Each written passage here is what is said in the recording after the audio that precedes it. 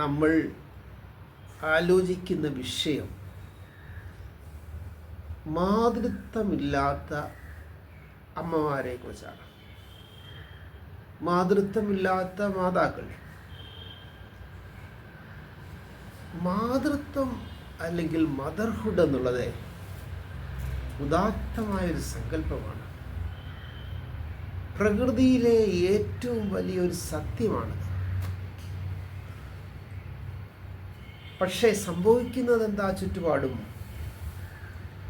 പ്രസവിച്ച് പാലൂട്ടി താരാട്ടി വളർത്തുന്ന കുഞ്ഞുങ്ങളെ സ്വന്തം കൈകൊണ്ട് കൊല്ലുക, അവരെ പുഴയിലെറിയുക, കിണറ്റിൽ തള്ളിയിടുക, വെട്ടിക്കൊല്ലുക, ഓടിക്കൊണ്ടിരിക്കുന്ന ട്രെയിനിൻ്റെ മുമ്പിലേക്ക് എറിഞ്ഞു കൊടുക്കുക.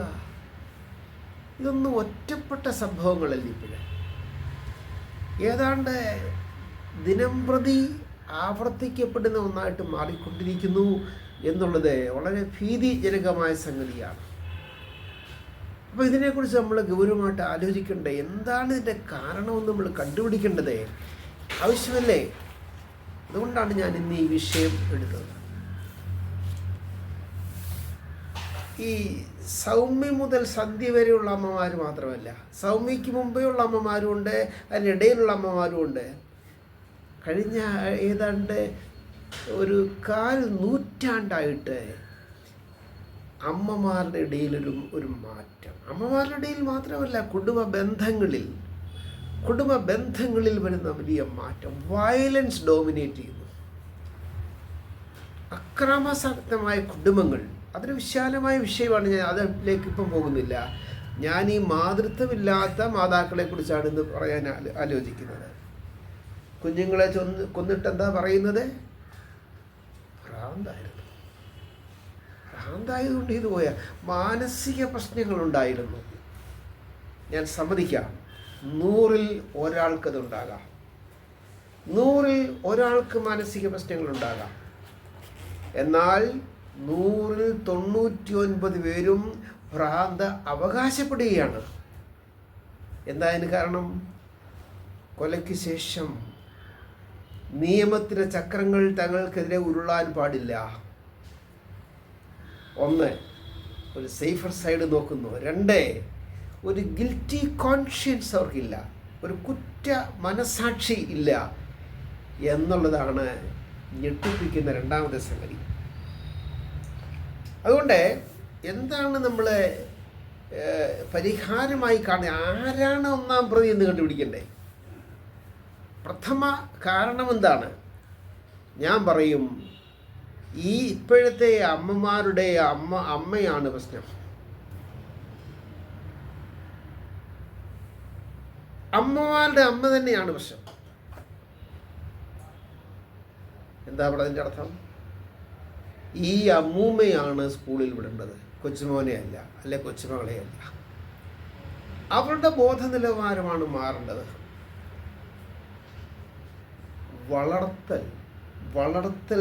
വളർത്തുന്നതിൻ്റെ പോരായ്മയാണ് സംഭവിച്ചുകൊണ്ടിരിക്കുന്നത്.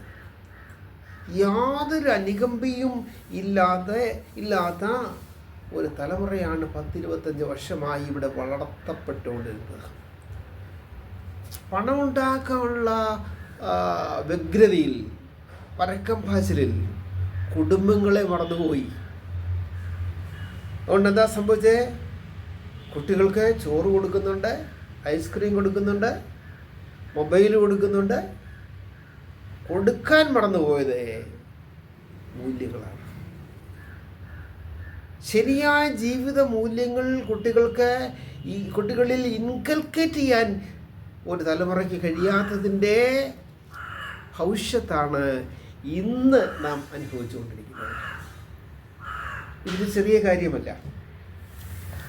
ഈ മക്കൾ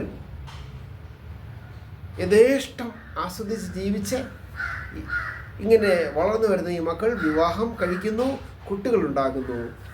അങ്ങനെ കുട്ടികളുണ്ടാകുമ്പോഴാണ് നമ്മൾ സൂക്ഷിക്കേണ്ടത്. കാരണം ഈ അമ്മമാർക്ക് മുലപ്പാലോടുകൂടി കിട്ടേണ്ട അനുകമ്പ എന്ന ഗുണം ലഭിച്ചിട്ടില്ല എന്ന് കാണാം. കമ്പാഷൻ, കമ്പാഷൻ ഇല്ലാതെ അമ്മയായാൽ വലിയ കുഴപ്പമാകും, വെറും അമ്മയായാൽ വലിയ കുഴപ്പമുണ്ടാകും. ഇന്ന് കാണുന്നത് അതാണ്. അനുകമ്പ എന്ന ഗുണമില്ലാതെ ഒരു വിഭാഗം അമ്മമാരുണ്ടാക്കപ്പെടുന്നു, സൃഷ്ടിക്കപ്പെടുന്നു. ഈ മക്കൾ വിവാഹം കഴിച്ച് പ്രസവിച്ച് കുഞ്ഞുങ്ങളെ വളർത്തുമ്പോൾ നമ്മൾ എത്രമാത്രം ഭയപ്പെടണം. കാരണം ഇവർക്ക് ഉള്ളത് സ്നേഹമല്ല, സ്വസ്നേഹമാണ്. സ്വസ്നേഹമാണ്. തങ്ങളെ മാത്രം അവർ സ്നേഹിക്കുന്നുള്ളൂ. ഈഗോ ആണ് വിഷയം. അവരെ മാത്രമേ അവർക്ക് സ്നേഹിക്കാൻ കഴിയുള്ളൂ. കാരണം അവർ സ്വയംകൃതമായ ഒരു ലോകമാണ് കഴിഞ്ഞ 10-25 കൊല്ലമായി സൃഷ്ടിച്ചുകൊണ്ടിരിക്കുന്നത്. ആ ലോകം മാത്രമേ അവർക്ക് വശമുള്ളൂ. അതുകൊണ്ട് സ്വയം മാത്രമേ അവർക്ക് സ്നേഹിക്കാൻ കഴിയുള്ളൂ. അമ്മയും അച്ഛനും സഹോദരങ്ങളും മക്കളും ഒന്നും ആ ലോകത്തെ ഒരു പ്രശ്നമല്ല. അതൊക്കെ ആ ലോകത്തിന് ബാഹ്യമാണ് എന്നുള്ളതാണ് സത്യാവസ്ഥ. ഞാൻ നാർസിസം ഓർത്തു പോകുകയാണ്. നാർസിസസ് എന്ന് പറയുന്ന ഒരു ഗ്രീക്ക് യൂത്ത് ഉണ്ടായിരുന്നു, ഗ്രീക്ക് യൗവനക്കാരനുണ്ടായിരുന്നു. വളരെ സുന്ദരനായിരുന്നു. അയാളെ സ്വന്തം ഇമേജ്, സ്വന്തം പ്രതിച്ഛായ വെള്ളത്തിൽ കണ്ട് ആ പ്രതിച്ഛായയുമായിട്ട് പ്രണയത്തിലായി. സ്വന്തം പ്രതിച്ഛായ, ഇമേജ്, റിഫ്ലക്ഷൻ വെള്ളത്തിൽ കണ്ടിട്ട് ആ റിഫ്ലക്ഷനുമായിട്ട് പ്രണയത്തിലാകും. മറ്റെല്ലാം മറന്നുകൊണ്ട് ആ വെള്ളത്തിൽ വീണ് മരിക്കുന്നു, ആ പ്രതിച്ഛായയുടെ പ്രണയത്തിൽ. ഇതാണ് നാർസിസിസം എന്ന് പറയുന്നത്. ഈ നാർസിസിസമാണ് നമ്മുടെ കുട്ടികൾക്ക് ഇന്ന് സ്വയം പ്രേമത്തിലാകുക. സ്വയസ്നേഹം വികസിപ്പിച്ച് ഓരോ യൂത്തും നാർസിസ്റ്റുകളായിട്ട് മാറി കഴിഞ്ഞിരിക്കുന്നു. നാർസിസിസമാണ് ഇന്ന് ഈ കുട്ടികളെ സ്വാധീനിക്കുന്ന ഫിലോസഫി എന്ന് തോന്നുന്നു ഈ അമ്മമാർ.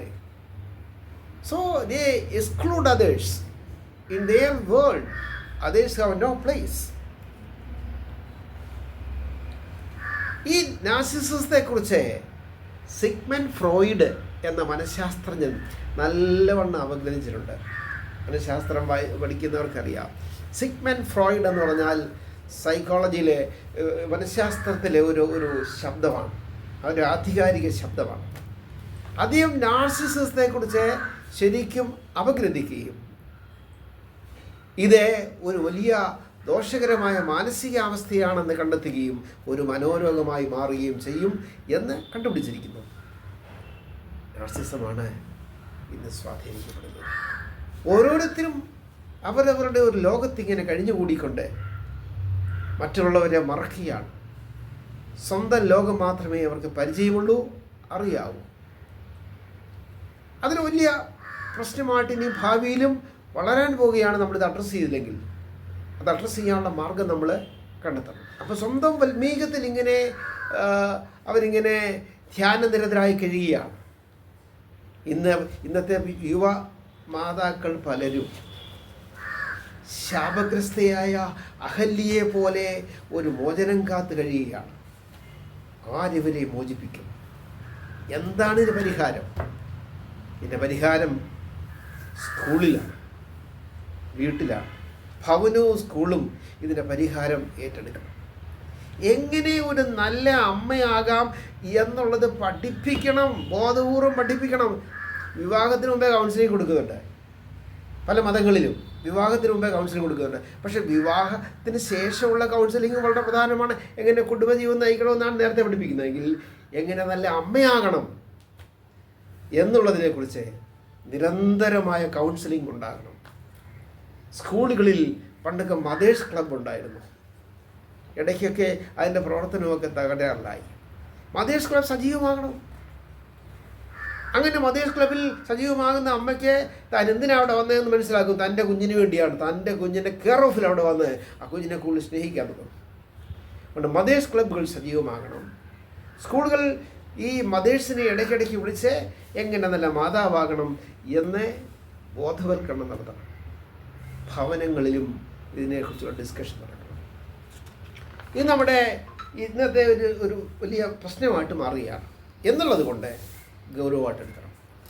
പിന്നെ ഇതിന് മറ്റൊരു കാരണം പറയാനുള്ളത് കുടുംബത്തിലെ സാമ്പത്തിക പ്രശ്നങ്ങൾ നിമിത്തമാണ് ഇങ്ങനെ പരസ്പരം കൊല ചെയ്യുന്നത്, കുഞ്ഞുങ്ങൾ ബാധ്യതയാകുന്നു, അവരെ വളർത്താൻ കഴിയുന്ന അങ്ങനെ നമുക്ക് പറയാവുന്നതിനായേ ഉള്ളൂ. ഒരു 100% വേണം അതിൽ പെടുക.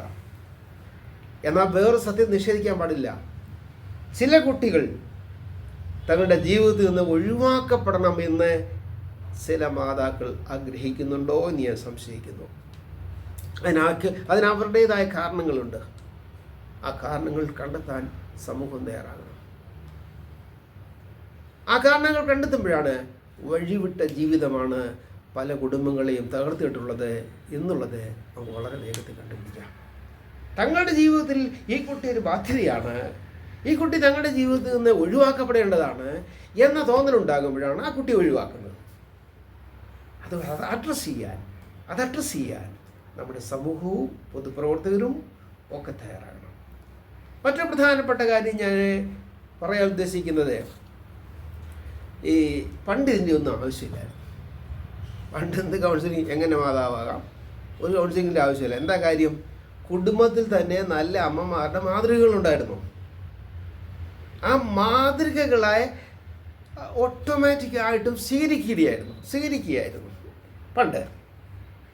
അവിടെയാണ് പാരമ്പര്യത്തിൻ്റെ സ്ഥാനം. പാരമ്പര്യത്തിൻ്റെ റട്ടിൽ അവർ വീണു.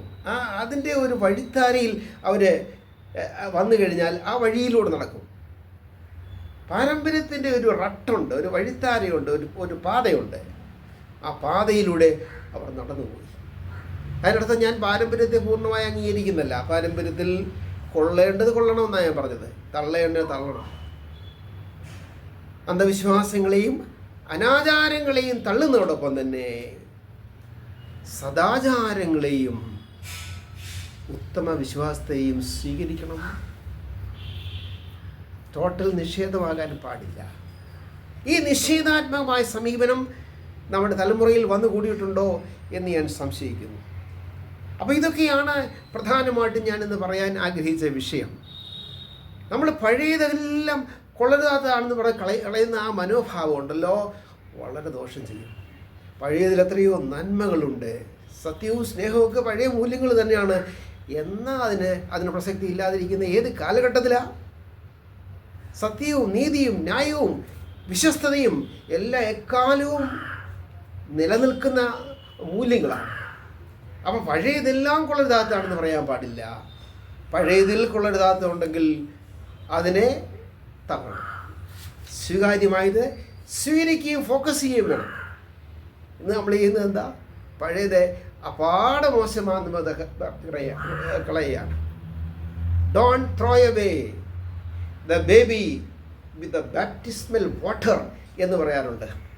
ജ്ഞാനസ്നാനം ചെയ്തതിന് ശേഷം ആ വെള്ളം കളയുന്നതോടുകൂടി കുഞ്ഞിനെയും എറിഞ്ഞു കളയരുത്. ആ വെള്ളം ദൂരെ കളയുന്നതോട് ഒപ്പം തന്നെ കുഞ്ഞിനെയും ആ വെള്ളത്തിൻ്റെ കൂടെ എറിഞ്ഞു കളയുന്ന ഈ ട്രെൻഡ് മാറ്റി പാരമ്പര്യത്തിൽ സ്വീകരിക്കേണ്ടത് സ്വീകരിക്കുകയും അങ്ങനെ സമൂഹത്തിന് ഒരു കണ്ടിന്യൂറ്റി ഉണ്ടാകേണ്ടത് അത്യാവശ്യമായിരിക്കും ചെയ്യുന്നത് കൊണ്ടാണ് ഇങ്ങനെ ഒരു വീഡിയോ ഞാൻ ചെയ്യുന്നത്. ഇതെല്ലാം കുടുംബവുമായി ബന്ധപ്പെട്ട വിഷയങ്ങളാണ്. അമ്മമാർ മാത്രമല്ല, കൊലപാതകങ്ങൾ കുടുംബത്തിൽ ഒരു പ്രശ്നമായി മാറുകയാണ്. മാതാപിതാക്കളെ കൊല്ലുന്ന മക്കളെ കൊല്ലുന്ന മാതാപിതാക്കൾ, സഹോദരങ്ങൾ പരസ്പരം കൊല്ലുന്നു. ഇന്ന് ഒരു അർത്ഥത്തിൽ നോക്കിക്കഴിഞ്ഞാൽ കുടുംബമാണ് ഏറ്റവും വാസയോഗ്യമല്ലാത്ത സ്ഥലം. പല കുടുംബങ്ങളും ഒട്ടും വാസയോഗ്യമല്ലാതെ കുടുംബങ്ങളായിട്ട് മാറുകയാണ്. കുടുംബങ്ങളാണ് പ്രൈമറി യൂണിറ്റ് എന്നറിഞ്ഞുകൊണ്ട് അവിടെ ശ്രദ്ധയിലെത്തുവാൻ സാമൂഹ്യ പരിഷ്കർത്താക്കൾ തയ്യാറാകണം. ഇവരുമായി ബന്ധപ്പെട്ട മറ്റ് സ്ഥാപനങ്ങൾ തയ്യാറാകണം. അങ്ങനെ ഒരു കണ്ണിന് നമുക്കുണ്ടാകണം. എങ്ങനെ സംഭവിച്ചു കഴിഞ്ഞാൽ സമൂഹത്തിന് മാറ്റം ഉണ്ടാകും, ഇന്നത്തെ സ്ഥിതിയിലും മാറ്റം ഉണ്ടാകും. എന്ന് പറഞ്ഞ കാര്യങ്ങൾ ശ്രദ്ധാപൂർവ്വം നിങ്ങൾ കേട്ടു. നന്ദി, നമസ്കാരം.